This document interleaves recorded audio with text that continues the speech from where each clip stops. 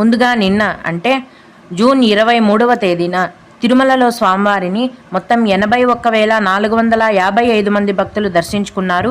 అందులో స్వామివారికి మొత్తం 31,251 మంది భక్తులు తలనీలాలను సమర్పించారు. నిన్నటి రోజున తిరుమలలోని శ్రీవారి హుండీ యొక్క ఆదాయం అనేది 3,67,00,000 రూపాయలు. ఈరోజు కూడా ఎటువంటి దర్శనం టికెట్లు లేకుండా నేరుగా భక్తులను ఫ్రీ దర్శనానికి అనుమతిస్తున్నారండి. ఇలా టికెట్స్ లేకుండా నేరుగా వెళ్ళే దర్శనానికి ప్రస్తుతం 18 గంటల సమయం అనేది పడుతోంది.